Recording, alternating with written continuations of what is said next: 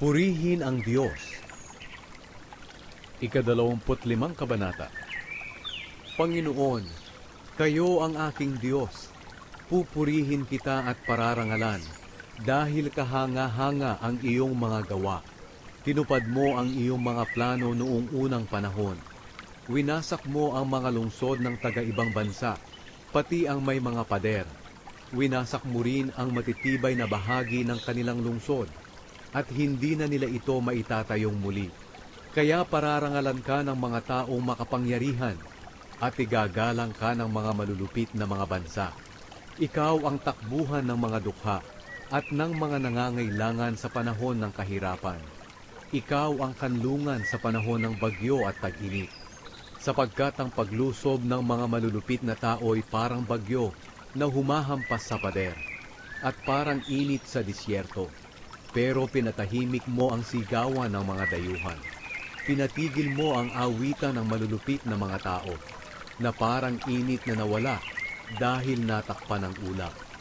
Dito sa bundok ng Zion, ang Panginoong makapangyarihan ay maghahanda ng isang piging para sa lahat. Masasarap na pagkain at inumin ang kanyang inihanda. At sa bundok ding ito, papawiin niya ang kalungkutan ng mga tao sa lahat ng bansa. Aalisin din ng Panginoong Diyos ang kamatayan, at papahirin niya ang mga luha ng lahat ng tao. Aalisin niya ang kahihiyan ng kanyang mga mamamayan sa buong mundo. Mangyayari nga ito dahil sinabi mismo ng Panginoon. Kapag ito'y nangyari na, sasabihin ng mga tao, siya ang ating Diyos. Nagtiwala tayo sa Kanya, at iniligtas niya tayo. Siya ang Panginoon na ating inaasahan. Magalak tayo't magdiwang, dahil iniligtas niya tayo. Talagang tutulungan ng Panginoon ang bundok ng Zion, pero parurusahan niya ang Moab. Tatapakan niya ito na parang dayami sa tapunan ng dumi.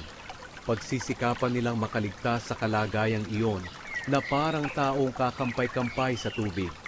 Pero kahit na magaling silang lumangoy, ilulubog pa rin sila ng Panginoon. Ibabagsak sila dahil sa kanilang pagmamataas. Wawasakin niya ang kanilang mataas at matibay na pader hanggang sa madurog at kumalat ito sa lupa.